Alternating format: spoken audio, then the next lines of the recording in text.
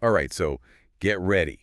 Today we're taking a deep dive into birds by Daisha McBride. Ooh. We're going to be talking about love, burnout, personal growth, Yes. and maybe Yes. even a little bit of astrology. Okay. We've got the lyric video up on YouTube, so if you want to follow along, you're welcome to. But, you know, Yeah. lyrics are like a direct line to somebody's soul, I right? love that. Yeah, it's true. So we're going to try to unpack what Daisha is telling us in birds. Yeah, and I think looking at lyrics sometimes you can actually get a better glimpse into an artist's mind than if you were like sitting down having a conversation. Totally. It's really their unfiltered thoughts right there on the page. Yeah, and one of the first things she says is burnt out on love. And, Right. I think everyone has felt that at some point, right? Absolutely. But, like, do you think she's just being dramatic?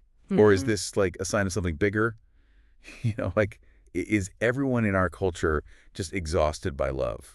There's definitely an element of drama to it, right? It's a song. Yeah, it's art. But, I think there's also something to be said for how much pressure we put on relationships these days. You see these perfect relationships on social media or in movies or whatever, and the reality is just so much messier. Right. So, yeah, I do think she's tapping into a feeling that a lot of people have. Especially, I feel like when you're in your Oh, 20s, absolutely. you know, and she talks about turning 21 Right? and expecting things to change, which I feel like, Totally. I definitely felt that way. Like, turning Yeah. 21, you're like, all right, everything's going to be different now. Was that her experience, you think?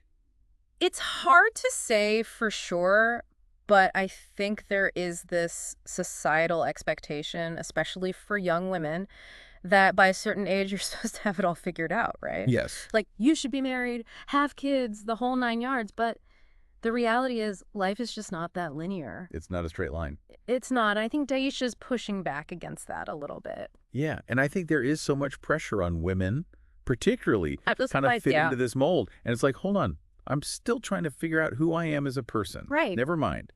Exactly. Trying to find someone else, right? Totally. And then speaking of finding someone else, she has this line about staying away from Virgos. Yes. I mean, I love a good astrology meme, Me too. but have you ever actually let someone's star sign, Yeah. like, make you question things? Okay, I'll admit I have looked at a compatibility chart or two in my day. Of course, everyone has. But I think for me, astrology is more of a fun way to think about personality traits. Hmm. It's not like a hard and fast rule for who I should and shouldn't date. Right. Like maybe Daisha has had some bad experiences with Virgos in the past. They are known for being a little bit critical. So Right. maybe she's just learned that dynamic doesn't really work for her. That's true. It's all about knowing yourself and Yeah. knowing what you need in a relationship. And, you can't let the stars totally dictate your life. Exactly. But then she kind of switches gears and says that she's keeping it real, not cynical. Right.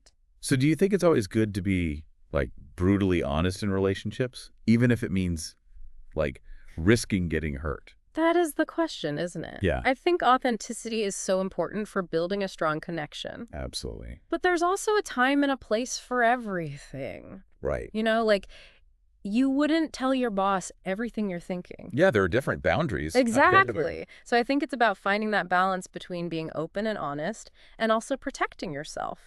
And it seems like maybe Daisha's still figuring that out, because she Yeah. talks about this cycle of, like, opening up and getting hurt and then feeling empty. Mm-hmm. Like, she keeps repeating this pattern. Yeah, and I think that's where attachment styles come in. Okay, tell me more about that. So basically, your attachment style is how your early relationships kind of shape the way you connect with people as an adult. It's like, imagine you learned a certain dance as a kid, Mm-hmm. and even if the steps don't really work anymore, you keep trying to make them fit. Interesting. That's kind of what we do in relationships sometimes. Ah. We keep repeating the same patterns even when they're not working. So how do we break out of those patterns? That's the million-dollar question. The first step is recognizing the pattern. Okay. Right? Like, what are the steps in your relationship dance? Right. And then you can start to learn some new moves. And so how does that tie into what Daisha is saying then? Well, she talks about hitting the gym, becoming a hot girl, Right. which, could be seen as just a distraction. Yeah. But I think it's also about taking that energy and putting it into self-improvement. So it's not just a superficial thing. Right. It can be really therapeutic to focus on yourself after a breakup.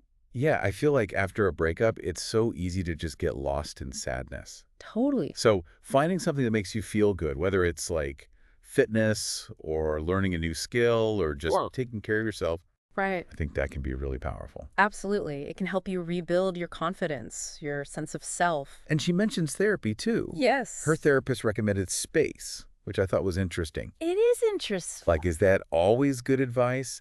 Because sometimes I feel like space can just be a way of avoiding dealing with problems. I think it depends on how you use it.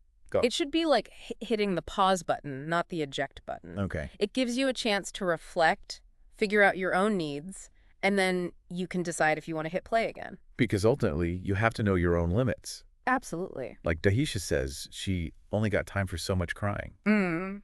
Have you ever had to set a boundary with someone you loved, even if it was hard? Oh, yeah, definitely. I think boundaries are essential for any healthy relationship. Absolutely. It's about communicating what you need, what you're willing to tolerate, what you're not. Right. And it's not selfish, it's self-respect.